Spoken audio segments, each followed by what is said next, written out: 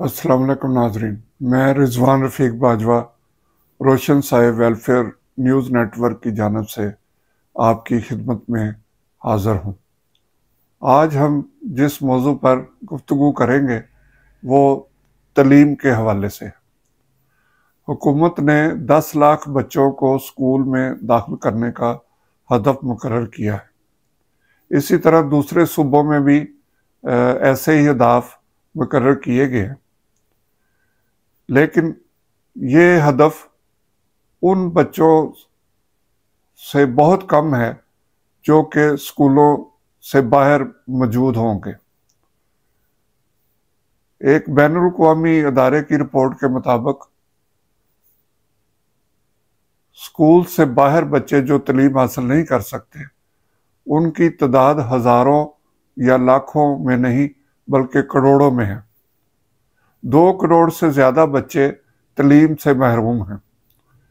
इसमें हुकूमती पॉलिसियाँ और जो हमारे मेंबरान हैं असम्बली में जो पहुंचते हैं, जो पॉलिसियाँ बनाते हैं, और वहाँ पे जो सरकारी अफसरान पॉलिसियाँ बना के उनके सामने रखते हैं, वहाँ गुफ्तगू शनीद होती है। ये सब उस बात की एक नाकामी है कि जो स्कूल से बाहर बच्चे जो तालीम से महरूम हैं, उसमें उनके माशी हालात भी हैं, उनके घरेलू हालात भी हैं, लेकिन हुकूमत की पॉलिसियाँ इस काबिल नहीं कि वो इन बच्चों को स्कूल तक ला सकें।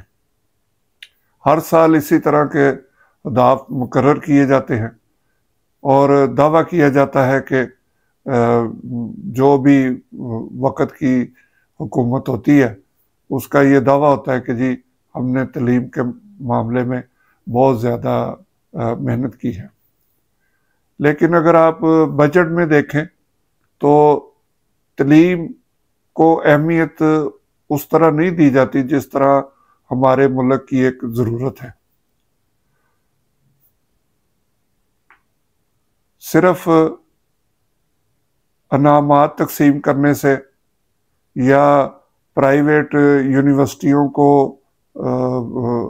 बनाने की इजाज़त देने से तालीम आम नहीं होगी। और जब प्राइवेट सेक्टर को आप इतनी सहूलतें देते हैं तो दूसरी तरफ सरकारी जो अदारे हैं, जो सरकारी तालीमी इदारे हैं, उनमें सहूलतों का फकदान है।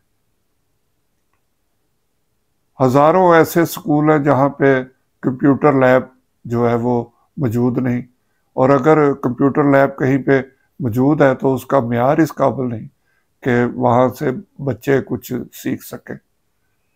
और कहीं पे अमला नहीं है और कहीं पे जो टेक्निकल किस्म के जो उसका सामान, उसकी शार्टेज है। कोई चीज़ ख़राब हो जाती है तो उसको ठीक करवाने का अमल इतना सुस्त है कि पूरा साल ही इसमें गुजर जाता है। तो इसमें हम ये कहना चाहते हैं कि हुकूमत को चाहिए कि वो शरह ख्वानदगी की जो रिपोर्टें हमारे मुल्क के बारे में उनको बेहतर करने के लिए उसमें जो तालीम हासिल करने वाले जो बच्चे हैं, जो बाहर बैठे हैं, जो झोंपड़ियों में बैठे हैं, जो ऐसे इलाकों में बैठे हैं जहाँ उनके वालिदैन, इसमें अगर देखा जाए तो वालिदैन का भी इसमें बहुत अहम किरदार है।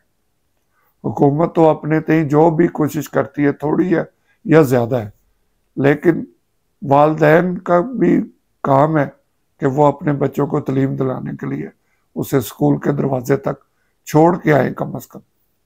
उसके बाद असातिज़ा का काम है कि वो बच्चे को इस तरफ लगाएं।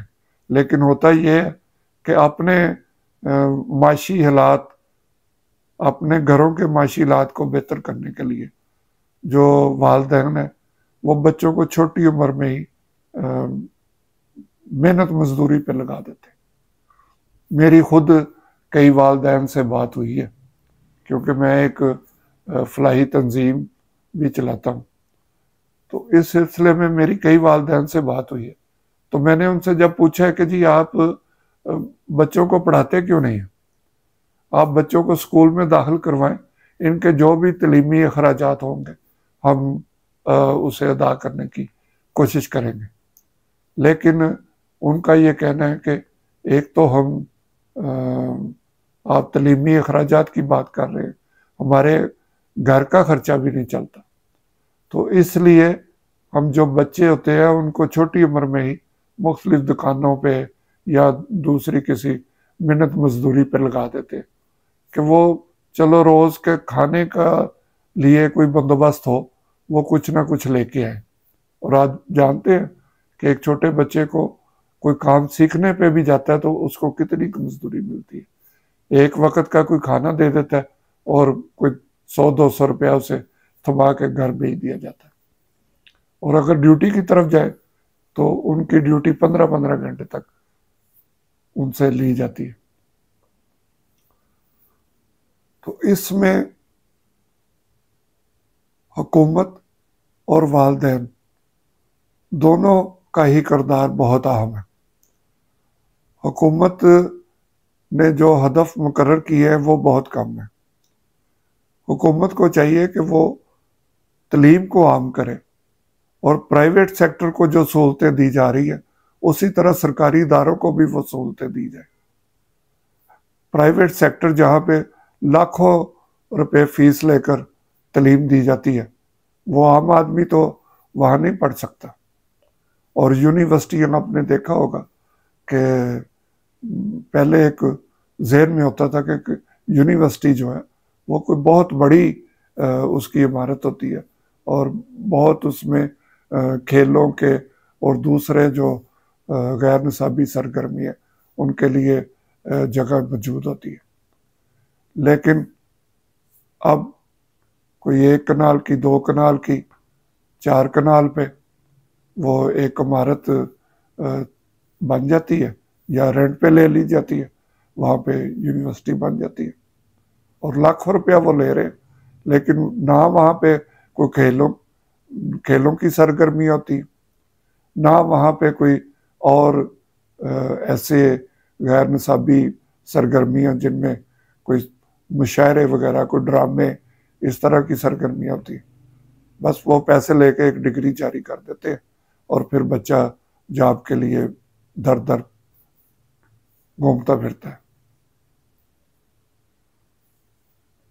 پچھلے جو حکومت گزری تھی اس میں سینٹ میں اور وہاں پہ اس میں سینٹ کے اندر ایک بل منظور ہوا یونیورسٹیوں کا، یونیورسٹیوں بنانے کے لائسنس جاری کیے جائے یا اسے آپ اجازت نامہ کہہ لیں۔ سب سے پہلے تو سابق ایک وزیر اعظم ہیں، انہوں نے بتایا کہ یہ جو یونیورسٹیاں بنانے کا اجازت نامہ ہے یہ کروڑوں روپے دے کے اس کا اجازت نامہ حاصل کیا جاتا ہے۔ جن ممبران نے اس یونیورسٹی بنانے کے عمل میں شامل ہونا ہوتا ہے وہ کروڑوں روپیہ لیتے ہیں، اور پھر اس یونیورسٹی بنانے کا کوئی مقام بھی نہیں بتایا جاتا، وہ چاہے اسے آگے بھیج دے، اور اکثر ایسا ہوتا ہے کہ وہ اجازت نامہ آگے بھیج دیا جاتا ہے یا جہاں ان کا دل چاہتا ہے وہ یونیورسٹی بنا کے بیٹھ جاتے ہیں۔ اور پھر اس کے بعد آپ نے یہ بھی دیکھا ہوگا کہ کئی دفعہ کئی یونیورسٹیوں کے طالبات جو ہیں وہ سڑکوں پہ مظاہرے کر رہے تھے، یونیورسٹی کی انتظامیہ فیسیں لے لیتے، کئی سال ان سے فیسیں لیتے رہتے، پھر ان کو ڈگریاں جاری ہوتی ہیں اور پھر حکومت کی طرف سے ایک نوٹیفیکیشن جاری کیا جاتا ہے کہ یہ کوئی 20 یونیورسٹیاں یا 30 یونیورسٹیاں، ان کو اجازت نہیں ہے کہ یہ اپنی جو تعلیم ہے اداروں میں وہ جاری رکھ سکے۔ تو اس طرح جب لوگوں کا نقصان ہو جاتا ہے پھر حکومت کو پھر شور مچتا ہے، پھر حکومت کو ہوش آتا ہے اور اس وقت تک لوگوں کا مستقبل داؤ پہ لگ چکا تھا۔ تو اس لیے ہماری حکومت سے گزارش ہے کہ وہ اپنے آئندہ جو بجٹ آنے والا ہے 1-2 ماہ بعد، اس میں دوسرے جو شعبے ہیں ان کے فنڈز کی بجائے تعلیم پہ توجہ دیں۔ تعلیم جب ملک میں عام ہوگی، لوگ تعلیم یافتہ ہوں گے، تو ملک کی ایک نئی شکل جو ہے وہ سامنے آئے گی۔ لوگ اس طرح کا ماحول پیدا کریں کہ لوگ ہم باہر سے یہاں پڑھنے آئیں۔ آپ اگر غیر ملکی سفارت خانوں کے باہر چلے جائیں تو اگر کوئی 100 بندہ لائن میں لگا تو اس میں 80% جو ہیں وہ یہاں کے جو شہری ہیں پاکستانی، وہ باہر تعلیم کے لیے جا رہے ہیں، کیونکہ یہاں پہ تعلیم حاصل کر کے ایک ڈگری، ایک عام سی ڈگری، اس پہ 8-10 لاکھ روپیہ خرچ کر کے جب وہ نوکری لینے جاتے ہیں تو انہیں 20,000-25,000 روپیہ کی آفر کی جاتی ہے۔